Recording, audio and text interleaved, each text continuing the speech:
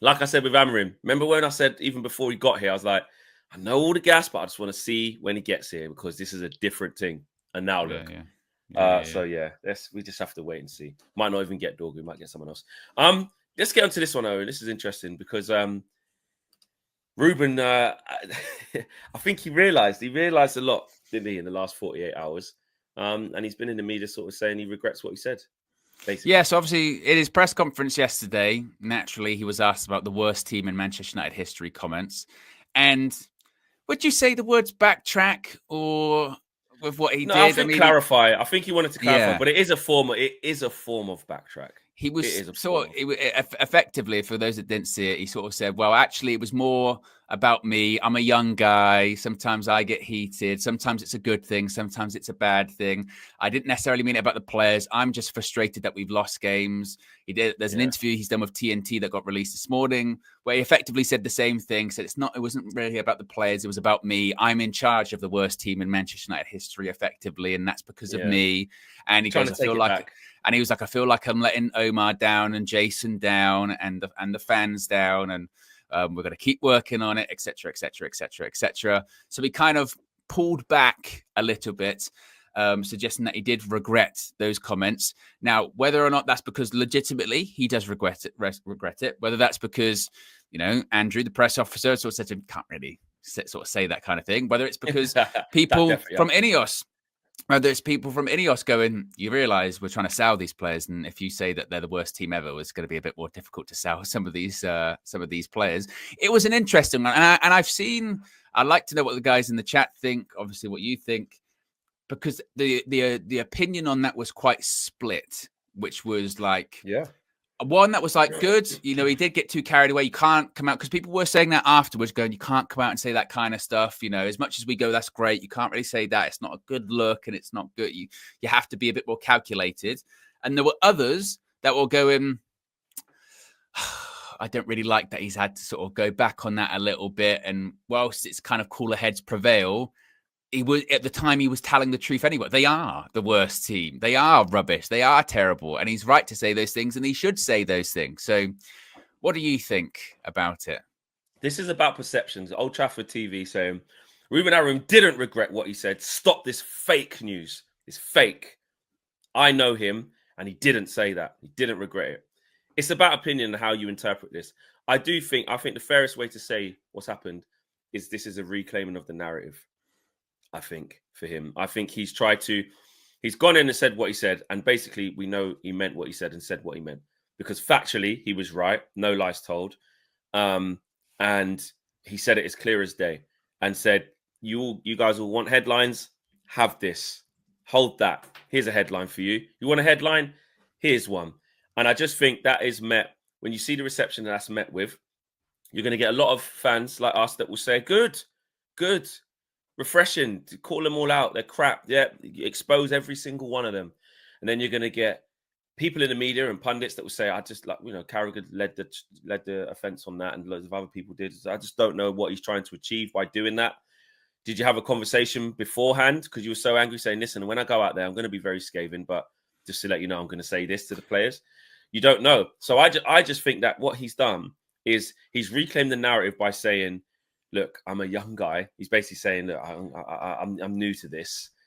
I'm going to make mistakes. And if we just go off what he did actually say, he says, I didn't think, that's why. So I didn't have a And chance to also become. I'm a young.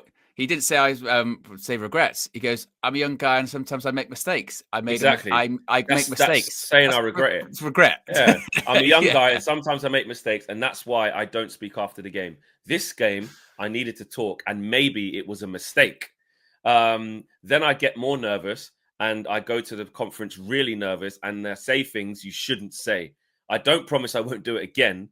I don't know, but I will try to improve. So that is an admission that I've got this one wrong, guys. I've got this one wrong. Not necessarily what I said was inaccurate, because he goes on to argue with Jamie Jackson. Shout out Jamie, always causing trouble. And he basically says that I never said that the team was nervous. What did he say? I never said that I was nervous. Yeah. I know. I never said the team was nervous. He's basically trying to take it away from his team. And he puts him in his place by saying, or I could just be deluded. I could be deluded and just basically tell you the one thing when we're all in the stadium, we're all watching the same game. If I come in here and basically say the opposite, which, let's be honest, that's what Eric Ten Hag used to do.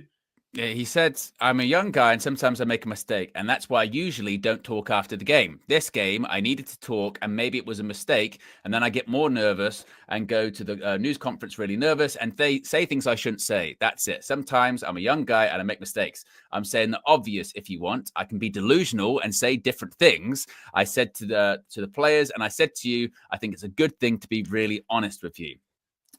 He says, I could say different things and say, no, it's the same thing. We have the support of the fans. No, we are more nervous playing home than away. We lost 4 games in 5, so it's getting harder, but we can improve. If we don't suffer the first goal, like in the 4th minute, 10th minute, or 15th minute, it's really hard to calm the team down. And to be fair, I remember I can't remember what game it was. He was asked if he'd spoken to the players or something like that. And he said, no, I haven't spoken to the players yet. I need to calm down. And he said, he has actually said that a couple of times in post-match interviews and post-match press conferences. I know I need to calm down because I need to actually. And you can see the little cuts. I need to be productive in what I'm going to say rather in terms of just going in and screaming and shouting. So he has said that a few times, in fairness to him. And I do like that he goes into press conference and goes, I can come in and just sort of say bullshit, if that's what you want. But I'm not going to. We as fans, we have heard that. Eric Ten Hag used to be really good at it, and towards the end of his tenure, it became very frustrating because you wanted him sometimes to be more honest and say things how they were. And he used the word delusional, didn't he? Amorim said I could be delusional, which I'm not saying he's thrown out Eric, but we were literally calling, on the way out, we go, Eric's delusional. Like, now, this is ridiculous.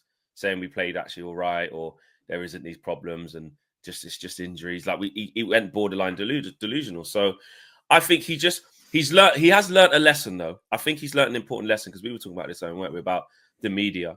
And look, we know, people in the chat saying they're trying to get blood out of stone, they're vultures, they're this and that. But if you offer up for no reason a line as big as that, you can't complain about anything that comes back. Like you can't.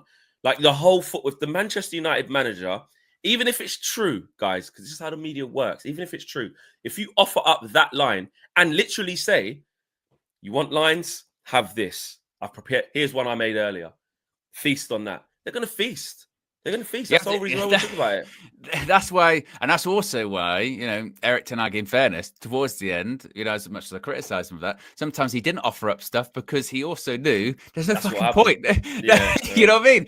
You go in and say the same stuff and then just go out and almost become boring to an extent because, as I've said a million times, I did loads of those press conferences, they are not your friends. And if you give them something, if you give them enough, they will twist it.